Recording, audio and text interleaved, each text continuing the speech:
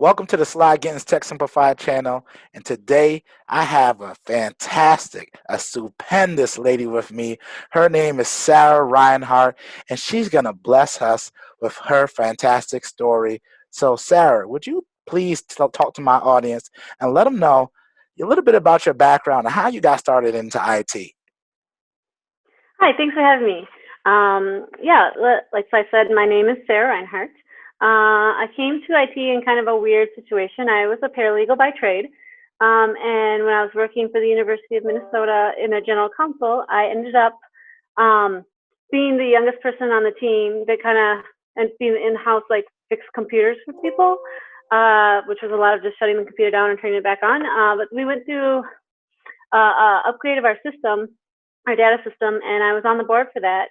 And in the process of being on that board, learned kind of a different view of what technology was. And a friend of mine, when I started to decide that I was going to leave law, was like, you should really look into Microsoft Dynamics CRM and see if it's something you might be interested in, because you really kind of have a niche for technology, and I think you would do really well in this field, which I had no idea what Microsoft Dynamics CRM even was, or what she did for a living, but I was willing to give it a shot. And so I fell into it kind of by accident, and I am self-taught. Microsoft Dynamics, I've been self-taught now for 6 years. There's no way you can go get a degree in it. You can take certifications, but you can't go to school for this particular niche. So I got some Microsoft books, did some reading, taught myself, and then started taking Microsoft exams, and then just started kind of pushing myself in the door and hoping that someone would take me. And I waitressed a lot of table time frame trying to get my first job until I finally did, and then ended up through networking, ended up at Ingram Micro for a while, about a year and a half, and on their team, and that really grew there a lot. That's probably where I did the bulk of my growing of in my field, and then from there went back into consulting, and just continue to evolve with the Dynamics platform as Microsoft continues to evolve it as well. Oh, that's fantastic. And for those of you who don't know what Microsoft Dynamics is, Sarah, would you let them know? Because I don't know if you know that Microsoft Dynamics is like the backbone of a company, right? So can you talk, for the people that don't know, can you share what is it and how does companies use that? Sure. Well, like I said, Microsoft is really working on evolving it, so it's become so much more than just CRM, which is customer relations management system. But it's a data platform where people can use it for their sales, their marketing. We have a project management section of CRM. There's just a lot of different avenues, but how companies use it is it's in the sales department, at least. They can do anything from a lead to opportunity to the full platform of the pipeline. It's a way to incorporate other data from other platforms that they have into one area, so that their sales reps or their manufacturer reps can see all of the data and all the information in one location. Yeah. But what Microsoft has done is they have very much evolved it into Power Apps, so that they can take it on the road with them in their handheld, or Power Automate, so that it's integrating with other platforms like SharePoint or Power BI, stuff to that nature, and it'll incorporate it all in one package. Yeah, so that it does a lot. So you know how I like to be on the pre-sale side. Sarah, she's on the post-sale side. So that means she needs to implement it. So she needs to understand the nuances, right? So she's in there every day. Like when I talk to her, I can't stop her from talking about Dynamics over my head, right? But she's really good at that. Since that you took this time to get your certifications, to get your skill set, to get your experience, what would you have told yourself earlier in your career that would help you out along the way? I would have told myself to never feel like you're the dumbest person in the room. The thing with technology, and the thing that I love about technology, is always evolving and always changing, right? So you can have a best practice, or you can have knowledge in something, but it's changed last week, and someone else might have knowledge that you don't know. And so a lot of times, especially as women, we tend to gravitate to being like quiet or more staying back in our lane, especially in a big setting. And so don't feel like you're the dumbest person in the room. I used to joke that I get paid to be the dumbest person in the room, and then I realized that I knew a lot more than the majority of the people in the room, just from evolving and teaching myself and the different projects I'd been on. So I had to take that statement and really start to stop saying it, because it's like, just because you know something and someone might else know something a different way doesn't mean that they're smarter than you. Right. Now, when I talk to coders, do they know more than me? Absolutely. I don't know what they say half the time, but I'm learning code. I'm learning C# just so that I can speak their language. So it's that ever evolvingness of yourself with technology, moving forward with it. Yeah, and I think you hit on something a lot when not being not being afraid to be the dumbest person in the room and not even worried about that, because constantly when I move out throughout my career, when I made a switch from VMware virtualization into security, I would get into presentations where I have engineers who have 20 years of experience, and they're like, how are you going to teach me this? I'm like, well, maybe I don't have the historical knowledge that you have, but I do understand this platform in detail. So let's share that information. Like, I stopped being nervous about that because it's always changing. It's something brand new. If you were good 3 years ago, it doesn't mean you're going to be good 3 years from now, right? So it's always that, that's why I created that motto, always be learning, right? That constant evolution. And you also got to be a self-starter, right? Because I could tell from you have the curiosity that you needed a cure, right? That daily challenge of yourself to continue to learn more. And I think that's imperative if you want to be successful early in your career, but as you mature too, to go into those higher levels, because at a certain point, you can get to the point where, man, I know this a lot, but can you learn something else outside of that to make you even stronger? And I think that's something that was well said, Sarah. And that kind of goes into our next question is, what are you doing to prepare for interviews? Because the time has changed, right? Especially with COVID, people are working from home. You're not doing face-to-face interviews right now. We're doing a little bit more what we're doing today, like with this interview, right? So how is that different now? Like, what's been your experience with that?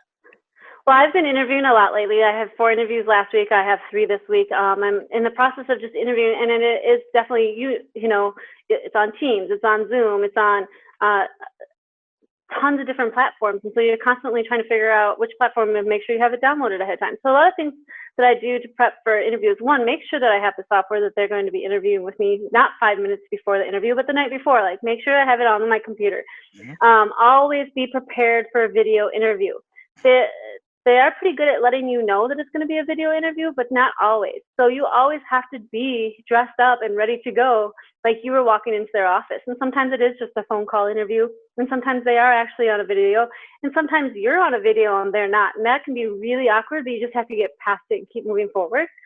And then just like making sure that your backdrop, if you don't have like a screen or something, isn't cluttered, right? So you see my background right now, there's not a ton of stuff in the way. There's not a lot of stuff that's drawing them. I mean, I have pictures on my wall here, so it doesn't look like I live in a cave, but like, I'm not drawing all the attention away from me. I had one interview where I had a Darth Vader in my background, and at one point he stopped and he was like, "Is that Darth Vader?" And it was like a big, and I was like, maybe, I'm a nerd, right? Yeah, it's Darth Vader. And so he's like, "Oh my gosh, I have," and he brings out, and we started talking about this toy, and so we could connect on it, but it also drew his attention away from me because he was trying to figure out what was in the background of my screenshot. So those are the big things, because you're not walking into places. And be on time, be 5 minutes early. Even if you're sitting in the waiting room of that meeting, always be there first. So it's just like if you were being 5 to 10 minutes early for an interview, you've got to have that same concept, even though it's mostly on Zoom now.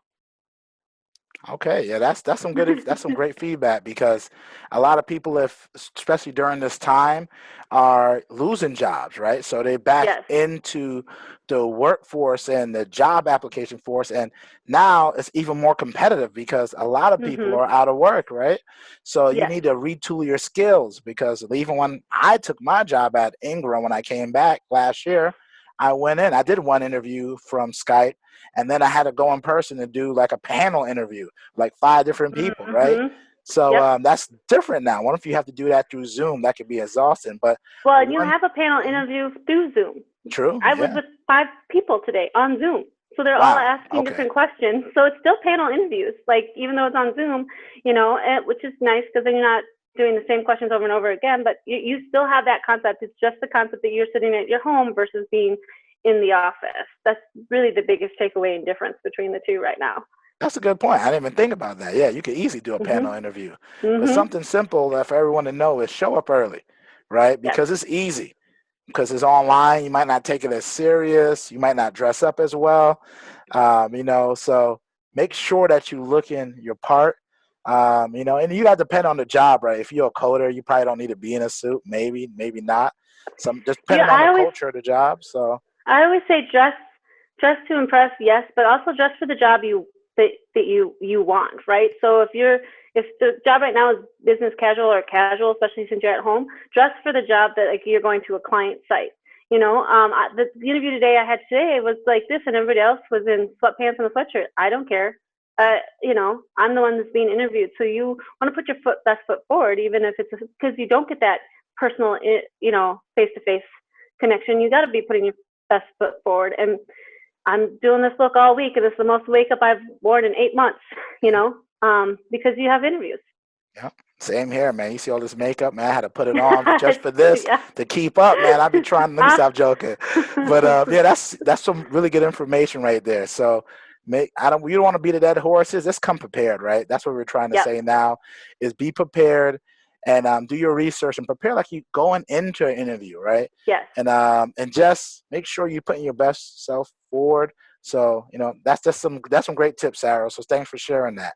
One thing I do want to talk to you about is what does it take to be a great Dynamics engineer and a post-sales engineer, and what makes you unique in that point? Like, what's your approach to it? I think for me, a lot of what I do, being that I'm post, is that I'm very passionate about end user adoption. And a lot of times we can build the prettiest, coolest, awesome, most amazing things, right? Technology is amazing. And with having that skill set, you can build these really cool things. But on a day-to-day basis, most people want to leave on a Friday and come back on a Monday and do the same job that they've been doing. And so with end user adoption, you have to make sure that you're really honing in on that as a consultant, knowing how they're using their current system, or knowing that if you're changing their system altogether. When I came to Ingram, it was right when they were launching from very old like dinosaur system into Dynamics for the first time. And we had 4,000 end users that we had to make sure that when they came on Monday for the first go live, that they felt comfortable, because most people don't want to learn the coolest new thing or care how the system works. They just want to do their job correctly and at ease. So really, as a consultant, that's one of my major takeaways, is always making sure that you are understanding how the users are using their system, understanding what they're doing on a day-to-day, and then understanding how you can make their job easier for them. Because that's how you're going to get the wins with them. If you can show them even the smallest things that make their life easier with the new system that they're using, they're gonna want to adapt and change to it more. But if you're making it hard for them, you're gonna not have a really great user adoption rate. And I've seen implementations fail, thousands of millions of dollars wasted because they don't get user adoption, because nobody was thinking about the end user from the jump. They were just thinking about this cool new thing that they could build, or the reports that the management could get. But no one was worried about that role that actually uses the system. That is a great thing what you just said there. You took the technology out of there. You went to user adoption and how do I increase that? Because I think that's something as a technology person we can get caught up in the features and what it can do, all the bells and whistles, right? But sometimes, one of your accounts might only use 10% of the product, but for that 10%, it's important for them. And if you give them the other 90, it makes it for a bad experience. So that's solid. And I could tell that's growth, that's experience at bats, right? So that's methodical, because even on the pre-sale side, I think about adoption, right? What problems are we trying to solve? And when I sell this to you, or when I architect this and you decide to buy it, now that you go to your stage, now I didn't overpromise or oversell you on solutions that you didn't need, right? Because then your user adoption won't work. So that's where that marriage has to come in place from pre and post, right? Because if I oversell something, or if I don't worry about end user adoption, and when you get there to the post sales, that could be a bad experience. So I'm glad that you brought that up, because now I want to keep that in mind now when I'm pitching. Like, all right, what's the end user adoption? Who are we targeting? Are they tech savvy people? Are they not? Do we need to talk about it? And it's kind of funny that you brought it up, because I had a call today where a customer said, like, I mean, what my partner told me is like, well, the people who's going to be using this aren't tech savvy, so it has to be simple, right? So then again, that that teaches me, like, all right, these are the products that I can put forth to them, and I got to show them how easy it is to use and to implement. Right. So that's pretty cool, man. That was fantastic. So let's fly into, share a few of your favorite books that you think the audience could benefit from listening to or reading. But anything Mel Robbins. She did a TED Talk, the 5-second rule, and has launched a ton of books since then, and I've listened to all of them actually. But the one I'm actually re-listening to, and it comes with a workbook, ladies. It comes with a workbook, okay? So those people that like to write stuff down, is Work It Out, and it is geared towards women. It is interviews with women in the workforce, and it talks about how to ask for a salary increase, how to time manage life, work, and and life, work, and household, how to be okay with being the breadwinner in the house. She does it in a way that makes you really think about, like, how can I implement this in my day-to-day life? Because not even in technology, just in the workforce in general for women, we are always told to be quiet and kind of stand back and take what we get for money and stuff like that. But just learning how to negotiate that stuff, because majority of the books that are out there for that stuff are geared towards men, and there's absolutely nothing wrong with that. But women need to approach it a different way. That's just the reality. We're two different people, men and women. We're different. So Mel Robbins' Work It Out is 100% worth every penny. Get the workbook, write out your hopes and dreams, write out your goals, stuff like that, and just really hone in on self-development. Those are I just love her. I love her. And I've tried to listen to some other books, but the way she does it really makes it funny and exciting, so you're not just falling asleep while you're driving. But that's my biggest book that I'm really a big fan of. And then there's actually the change management director from Ingram Micro has written a book called, I have it here, it's called The Round Table. And that talks about that end user adoption kind of in some sense, but it talks about change management and how to get your company, whether it's a startup or a corporation, kind of get everybody on board the same way. So that's another good book. Like I said, he used to work for Ingram Micro, and he was our director of change management for our Dynamics team, and great book as well. Sweet. That's fantastic. Those are some great books. I'll make sure to put those links below. So everyone will be able to have those. So those will be in the low for it. So before we go, how can my audience contact you? Well, absolutely on LinkedIn. If it's business related, please connect with me, send me messages. Networking is everything. Every position I have had up to this point in my career has been networking. My old boss from Ingram, I met him down at a conference in Orlando, and we just ran into each other in the hall, and I was saying I was looking for work, and and he was kind of introducing me to people, and he's like, why didn't I just hire myself? And I was like, who are you, and what do you do? Where do you work? What? So it's all about networking. So please feel free to reach out to me on LinkedIn. And also I can give you like my email too, but LinkedIn is, a lot of times I won't get lost in LinkedIn like I do sometimes my email does. But too, if anyone wants to reach out to me, any ladies out there who want to reach out to me just to connect too, I am the best non-recruiter you have ever met. I have gotten so many people jobs just because I have that big, large network. And if I'm not looking and people come to me and say, hey, I'm looking for X, Y, Z, and I know anyone, I just shoot them off. Or if someone comes to me and says, hey, I'm looking for work, do you know anyone? I'll shoot them off to every recruiter I know and get them connected. And so please feel free to just check me out on LinkedIn. Sweet. Fantastic. I'll make sure that your LinkedIn profile will be down in below. So if you're looking for a rock star Dynamics post-sales engineer, you need to talk to my lady. Her name is Sarah Reinhart, and Sly Gittens is out. Talk to you later.